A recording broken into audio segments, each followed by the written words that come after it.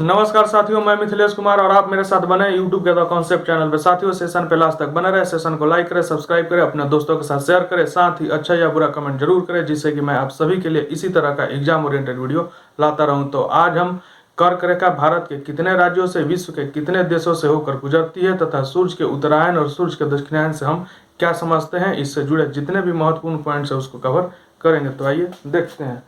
जैसा कि मैंने वैसे ही बताया था कि कर्क रेखा भारत के कितने राज्यों से और विश्व के कितने देशों से होकर के गुजरती है, इससे जुड़े जितने भी महत्वपूर्ण पॉइंट्स है उसको कवर करेंगे। सबसे पहले हम देखेंगे कि कर्क रेखा कहते किसे हैं। यहाँ से पहला क्वेश्चन यही बनता है कि कर्क रेखा किसे कहते हैं। तो 23.5 डिग्री को हम लोग ऐसे भी लिखते हैं, 23.5 डिग्री को ऐसे भी पूर्णांक में लिखते हैं, यानी 23.5 डिग्री उत्तरी अक्षांश रेखा को ही हम लोग कर्क रेखा कहते हैं। पहला पॉइंट तो यहाँ से यह हो गया। दूसरा पॉइंट बनता है कि भारत के लगभग किस हिस्से से होकर के कर्क रेखा गुजरती है। तो हो जाता है भारत के लगभग मध्य से होकर के कर्क रेखा गुजरती है। तो 2 पॉइंट हो गया। 23.5 डिग्री उत्तरी अक्षांश रेखा को कर्क रेखा कहते हैं और कर्क रेखा भारत के लगभग मध्य से होकर के गुजरती है। अब तीसरा पॉइंट यहाँ से बनता है कि भारत के कितने राज्य से होकर कर्क रेखा गुजरती है। तो राज्यों की संख्या हो जाती है 8, यानी 8 राज्यों से होकर के कर्क रेखा गुजरती है। और वो राज्य कौन कौन से हैं आइए देखते हैं। पहला राज्य हो जाता है राजस्थान, दूसरा गुजरात, तीसरा मध्य प्रदेश, चौथा छत्तीसगढ़, पांचवा झारखंड, छठा वेस्ट बंगाल, सातवां त्रिपुरा और 8वां मिजोरम। यही वे 8 राज्य हैं जहां से होकर के कर्क रेखा गुजरती है और ये राज्य भारत के लगभग मध्य हिस्से में स्थित है। इसमें विद्यार्थी सिर्फ 2 राज्यों में कंफ्यूज होते हैं और वो राज्य हो जाता है झारखंड और वेस्ट बंगाल। इन 2 राज्यों को आप लोग विशेष ध्यान में रखेंगे क्योंकि आप लोग ऑप्शन में इसी 2 राज्यों पर भ्रम की स्थिति में आ जाते हैं। तो राज्य हो गया कौन, झारखंड और वेस्ट बंगाल। इन दोनों राज्यों से भी कर्क रेखा होकर के गुजरती है। अगर ऑप्शन में बिहार, झारखंड, वेस्ट बंगाल और इनमें से कोई एक राज्य दे दे तो उसमें से क्या होगा कि बिहार से आपको कर्क रेखा नहीं गुजरती। अगर साल दे दे कि 2000 से पहले कर्क रेखा इन राज्यों में किन राज्यों से होकर के गुजरती है और बिहार दे दे और झारखंड ना दे तो बिहार से कर्क रेखा 2000 से पहले गुजरती थी, लेकिन सन 2000 के बाद जब बिहार का विभाजन कर दिया गया और बिहार के दक्षिणी हिस्से को बिहार से अलग कर दिया गया तो बिहार से अब ना गुजर करके बिहार का जो दक्षिणी हिस्सा जो राज्य बन गया, इस झारखंड राज्य से आपको कर्क रेखा गुजरना लगी। और तो बिहार का विभाजन कब कर दिया गया, 15 नवंबर 2000 को बिहार के दक्षिणी हिस्से को तोड़ करके एक नया राज्य झारखंड बनाया गया। तो अब कर्क रेखा भारत के झारखंड राज्य से गुजरती है, बिहार से नहीं गुजरती है। तो आपने इसे समझ लिया। अब देखते हैं कि कर्क रेखा विश्व के कितने देशों से गुजरती है।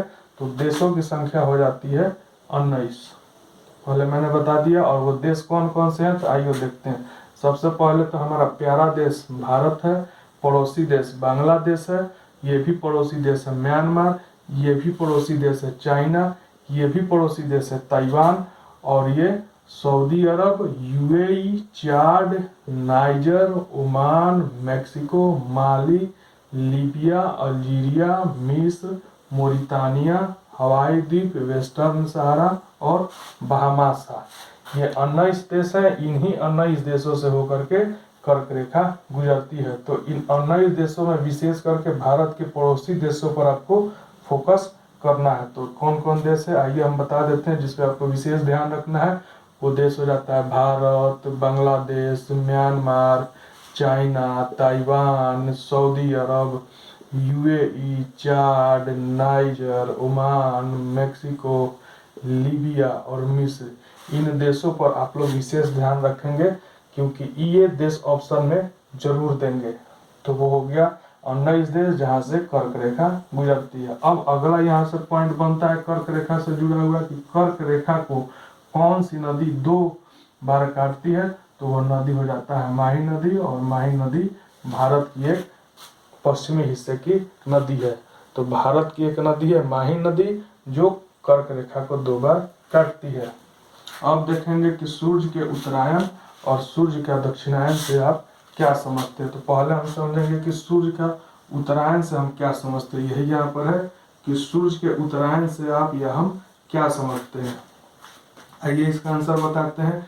जब सूर्य उत्तरी गोलार्ध में होता है, यानी सूर्य विषुवत रेखा से उत्तर में जब होता है, इसी स्थिति को हम लोग सूर्य का उत्तरायण कहते हैं। मतलब ये हो गया कि विषुवत रेखा से जब उत्तर दिशा की ओर सूर्य होता है तो इसी स्थिति को हम लोग सूर्य का उत्तरायण कहते हैं। अब आता है कि सूर्य के उत्तरायण का सर्वोच्च बिंदु, यानी सूर्य उत्तरी गोलार्ध में सर्वोच्च बिंदु पर किस तारीख को होता है। यानी सर्वोच्च बिंदु पर जब सूर्य पहुंच जाता है तो वहां से वो धीरे धीरे विषुवत रेखा की तरफ बढ़ता है और फिर विषुवत रेखा से धीरे धीरे दक्षिणी गोलार्ध में, यानी दक्षिणी गोलार्ध में सर्वोच्च बिंदु पर पहुंचता है। तो इसी को हम लोग सूर्य का सर्वोच्च बिंदु कहते हैं। कब? जब सूर्य उत्तरी गोलार्ध में होता है। तो वो तारीख होता है 21 जून, यानी 21 जून को सूर्य उत्तरी गोलार्ध के सर्वोच्च बिंदु पर होता है और इसी 21 तारीख को कर्क संक्रांति या ग्रीष्म अयनांत बनता है। यानी कर्क संक्रांति या ग्रीष्म अयनांत 21 तारीख को बनता है। अब देखते हैं कि सूर्य जब उत्तरायण की स्थिति में होता है तब उत्तरी और दक्षिणी गोलार्ध में क्या प्रभाव पड़ता है।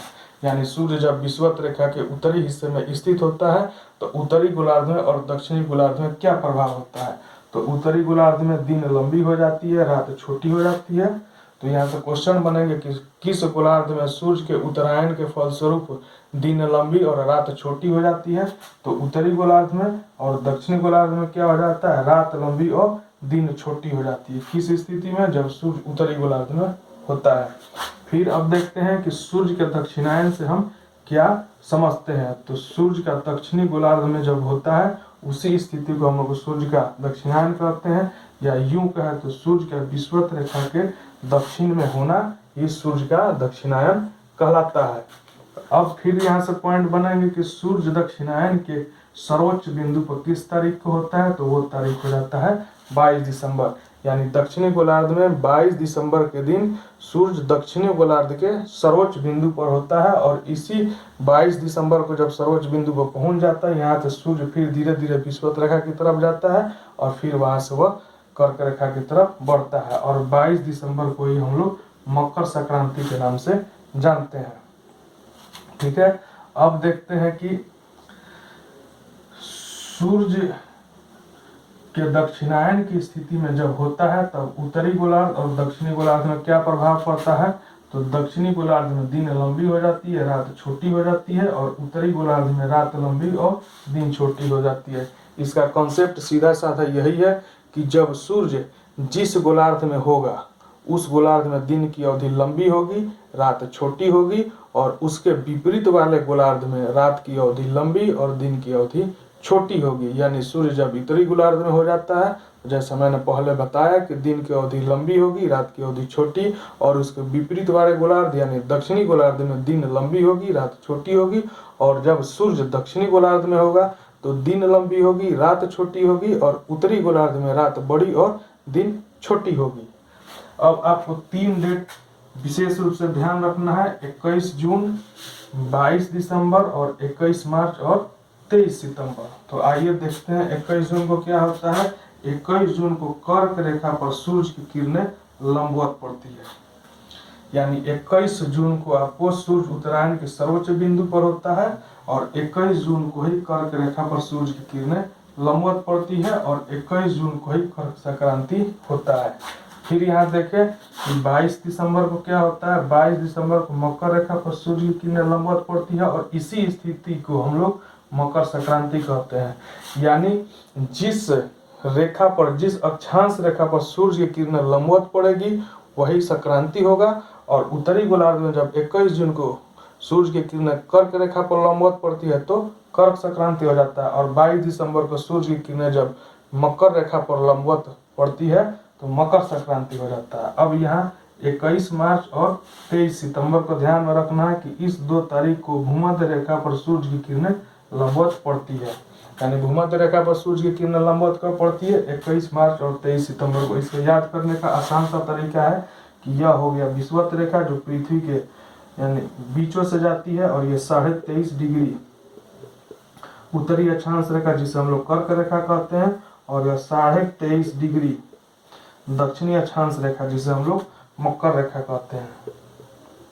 इसको कर्क रेखा कहते हैं और इसको मकर रेखा कहते हैं। इससे आप लोग एकदम ध्यान रखेंगे कि कर्क रेखा किसे कहते हैं। 23.5 डिग्री उत्तरी अक्षांश रेखा को कर्क रेखा और 23.5 डिग्री दक्षिणी अक्षांश रेखा को मकर रेखा कहते हैं। तो हम लोग विषुवत रेखा से चलेंगे, यानी विषुवत रेखा पर हम लोग मार्च से आगे बढ़ेंगे और वो तारीख होगा 21 मार्च। यानी 21 मार्च को सूर्य एकदम विषुवत रेखा पर लंबवत पड़ती है और 21 मार्च से सूर्य धीरे धीरे जब ऊपर की ओर बढ़ती है तो बढ़ते बढ़ते सूर्य उत्तरी गोलार्ध में सर्वोच्च बिंदु पर यहाँ कर्क रेखा पर पड़ती है। तो तारीख हो जाता है 21 जून। यानी 21 मार्च में जब 3 महीना जोड़ेंगे तो मार्च, अप्रैल, मई, जून, यानी 21 जून को सूर्य कर्क रेखा पर एकदम लंबवत पड़ती है। फिर 21 जून के बाद सूर्य धीरे धीरे धीरे धीरे धीरे धीरे विषुवत रेखा की तरफ आएगी और फिर इसमें 3 महीना जब जोड़ देंगे तो महीना हो जाएगा सितंबर और तारीख हो जाएगा 23 सितंबर।